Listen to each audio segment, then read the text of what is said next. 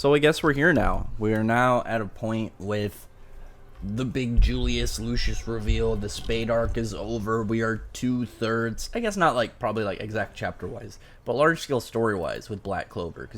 Because Tabata had the whole thing where he said if given the time he would make Black Clover as long as Naruto or Bleach, but at the core of it he was going to do three large story arcs within the series.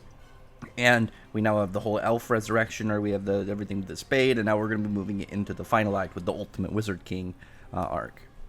So, the whole like the opening bit, I don't really know the entire point of the mother returning of Yuno's mom. I have some theories of how it could work, but I feel like ultimately she's gonna die because like the only reason she seems like my only belief that she exists is because it's gonna be a way to keep Yuno from being the Spade King until the point where he logically would be the Spade King. Because right now he did put on the table that like he's not completely just going to look past the idea of being the new ruler of the Spade, coming back to the Spade. It's more of like he has things he already has promised and vowed and goals that he needs to get done before he ends up even really considering this as part of an option. So when you look at that and you think, okay, well, what is, what's her point? That's pretty much just what I think. And I personally think she's going to end up dying later. I have a whole belief with that. Like, I won't go to it. I don't make too many Black Clover theory videos. I might do one on it, but I just kind of like gave it to like a different dude so we can, I think I talked to a couple Black Clover people about it. Like, it's an idea, but like the idea if Tabata wants to, keep going with the whole, more of devils and Christian mythology, other types of mythology as well, obviously Norse and whatnot. Yeah, you know what I mean, but obviously stuff with devils, it's going to tie way back to that, like way more, like there's stuff with like Christian mythology, Jewish mythology, all that whole thing. Like everything in that big, religious speculation group. So when you see it and you see exactly where it's going, you can look at like Revelations, and it's the sixth seal, which mentions the black sun, which might be Lucius, and the red moon. These are cosmic anomalies that happened before the Armageddon.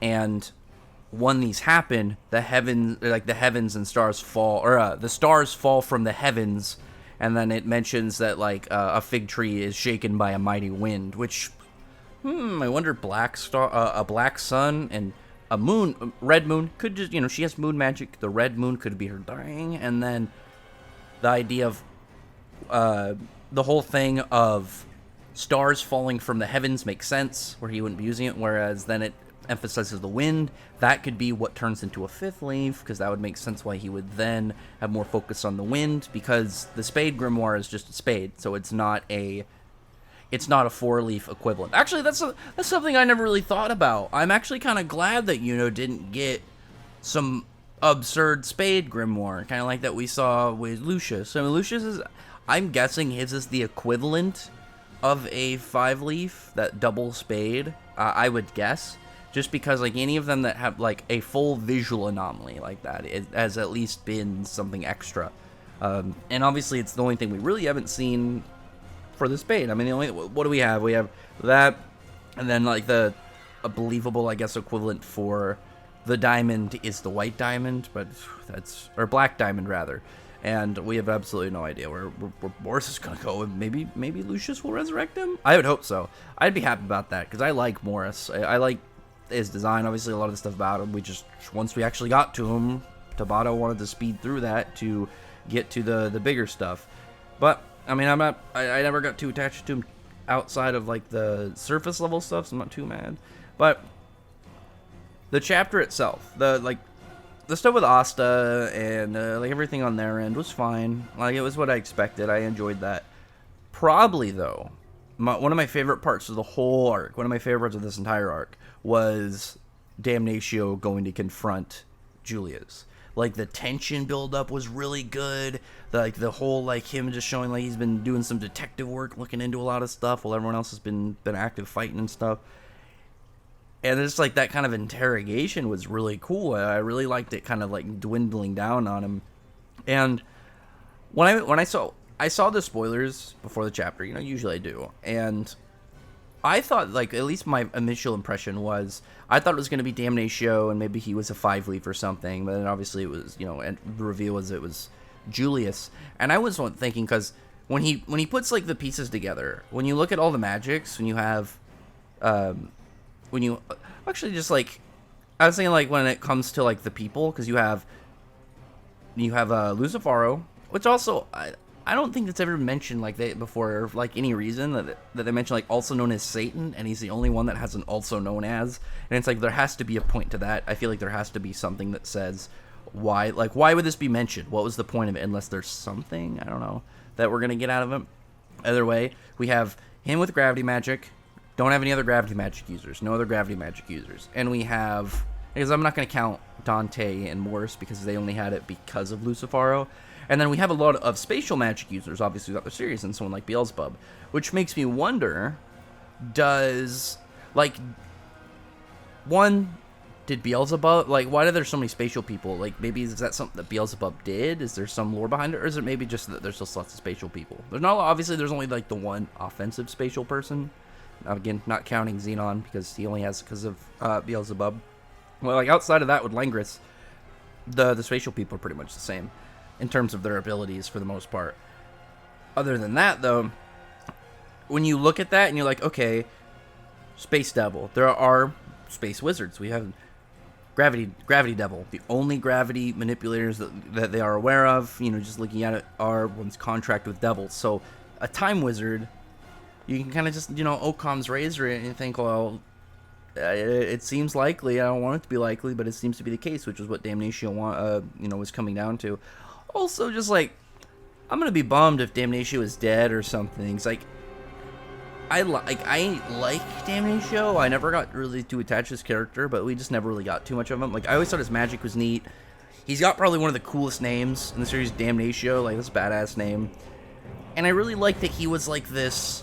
He wasn't evil, but he was a Clover, in the Clover Kingdom antagonist, obviously in the Magic Parliament, that was, an adversary to a different degree of the main cast members. Obviously more of like a political and law-based thing.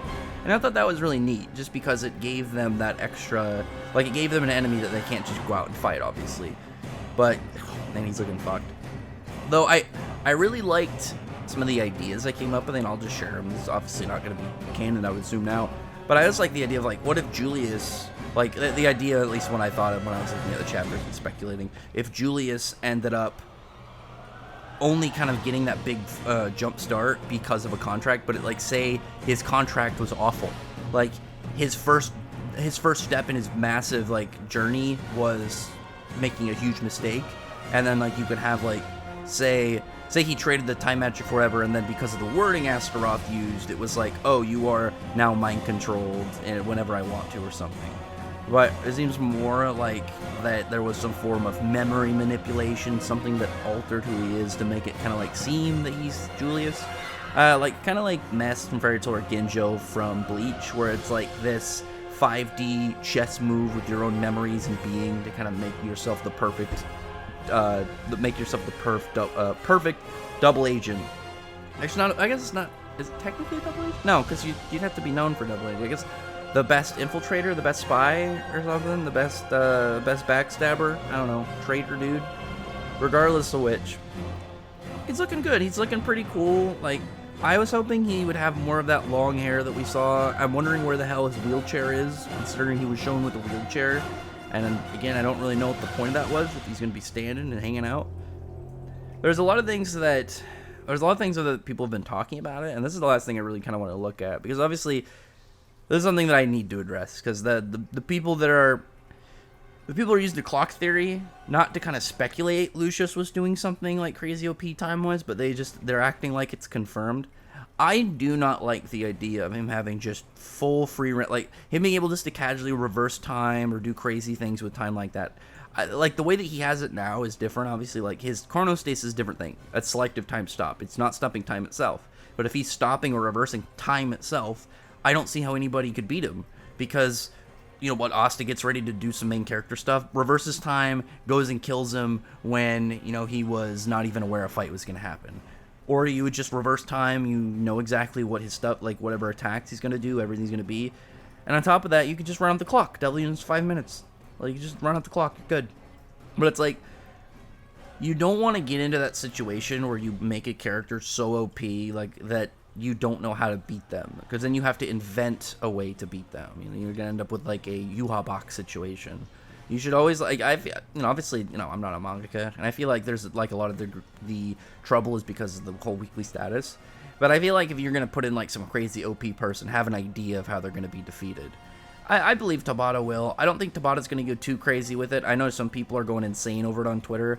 But, like, Tabata has always had, like, more clear limitations and, like, ideas to keep things, for the most part, grounded in the context of the verse. Still broken abilities, but nothing that just seems too godlike that it's like they can't do anything. And I feel like that with Julius would be, or I guess Lucius, would be too much if he could just reverse time casually. If it's something like, I'll just give a quick example. Mashal had something recently, I don't know too much, but a guy who could reverse time for a short distance, but it was like his trump card. Sure, if Julius had that as like a trump card, I'd be or Lucius, like he could, do a quick time rewind, I'd say okay. But, if he's casually just reversing time or doing anything, that it's just like, well, how would they possibly beat him? How would they possibly beat this guy? Because all he would have to do is avoid Asta hitting him and then reverse time, and he's good. And it's not like he would have to, avoid it forever. He'd be in a situation, whatever they raid him and whatnot. All he'd have to do is be like, okay, undo, reverse time. I know they're coming now. Set up some traps. Do whatever. And that to me is kind of like the factor right now. It's not confirmed. It's just kind of like a lot of the fans are acting like it's confirmed. And at the same time, like, I feel like it's cool in terms of like a crazy OP ability, but as a guy who's been reading Mishima stuff for years, as a guy who's experienced, a dude who loves time manipulation and time stuff in his stories, and you can look at him versus, I'm not going to give, like, I'll just, I'll get a quick example. What is it, the Endgame or whatever, the Avengers movie, where they introduce time travel, but it's like, you have Mishima, who, like, okay, he knows about time travel. He knows, like, the pitfalls and the dangers of having time travel. So he makes sure to set up rules, limitations, and make sure there are areas in it that you can't get too crazy with. I know, like, Doctor Who had one where it's like there are points in time you can't travel to because of either, like, certain events or they're already, like, fragile in the timeline. So if you mess with them more, it could, like, rip space-time apart. Stuff like that. But if Julius just, or, like, it's gonna take a while. If Lucius is just too much, I don't really see how they're gonna defeat him. Because, like, anti-magic obviously is a thing, but, like, if he can, like, outright stop time or reverse time, that's not gonna really matter too much. Like, it's just gonna be there. So, like, when you see Tabata, like, if he does too much with time stuff, I'd be worried. Because time stuff from a guy who, like, a writer who isn't experienced with doing time travel stuff can break a series. Easy. You can put absurd plot holes in there. And again, I use the Avengers one. It's like, well, why don't you guys just time travel and fix any problems? Because then that becomes a thing. If it's like a one-time thing, like he can do reverse time up to 2 minutes a day or something. And so he, like, maybe every once in a while he'll go to 2 seconds back or something. That I could see. I could see something like that where it's more balanced. The only thing, like I said, the only thing that I would want is it not to be so out of hand that Tabata doesn't have a way to deal with it, so he has to kind of invent one. And that's just one of those things. Like, that's not even, like, when it comes to powers and abilities, like, you can get too crazy OP, but it's like time stuff is one of the best types of powers. Like, time stop by itself is one of the best type of powers you can have. So time reversal and, like, any other type of, like, crazy affecting time itself, you have to match that with absurd levels of things too. I mean, he could, but at the same time, I don't really see what anybody in Black Clover would be able to do if he could just reverse time, know everything that they're going to do, everything that they have, plan accordingly to it, and then, work around them. Especially because Julius can kill people instantaneously. He can age them into dust. Apparently, he can poke people and pause them in time, or do whatever he did to Damnatio. So it's like, if you add too many things on him without a way to deal with him, he's just gonna defeat everybody. But also, a Black Clover problem is, this will be the last thing I mention, just because I wanted to bring this up because this is actually true. A Black Clover problem if Tabata makes him too OP, and because he's a magic, and if the only solution is anti-magic, I feel like that'll be another issue, because that was one of the things people were not too keen about with Lucifaro, because it just feels it's one of those things. It's like he's the main character, but the solution to every problem shouldn't be anti-magic. That should be a solution in some cases, but there should be avenues and areas that also can counteract and deal with like different characters and do different things. I won't give any more. I was gonna give an example, but that's gonna put me down the rabbit hole some more. But you know what I mean. You don't wanna make it so like only the main character can fix a problem, and if it's like a reoccurring thing, then only the main character could fix the problem. I feel like that just takes away from a lot of other characters. And I get why it was like this in the Lucifaro fight. This was the last fight in the arc, and it was a big Ostalibe moment, so I was fine with it. But Tabata can't just do that. Like, that was one of the things that people had an issue with when it came to like when he showed up with the Megicula fight. He didn't, but it was a worry because of obviously the nature of anti-magic to magic. It can create the same scenario, different context, but kind of create that same solution scenario that people don't really like, where it's not the main character fighting him. It's like, oh, the problem here is we can't do anything, but we have anti-magic, and it's just like, we can't just have that every time. I'm fine with it used, but like, you can't just have that every time. Either way, I enjoyed the chapter. Aldra Malik and Lucius really did a lot for this arc for me. I like it a lot more after these last two chapters, because it puts a lot of things, I think, into better light. And on top of that, like, I already said, Aldra Malik leaving and just kind of going and not really fighting was something I was hoping a devil would do. Like, dude, you don't have to fight. Just go take your W. You're out. Go off and do something. And Yuno did that, and I guess he's part of Lucius' plan and whatnot. So anyway, other than that, comment below, thumbs up the video, prefer like, but subscribe button, check out my other videos. But that, appreciate me, subscribe, and thank you all for listening. Bye.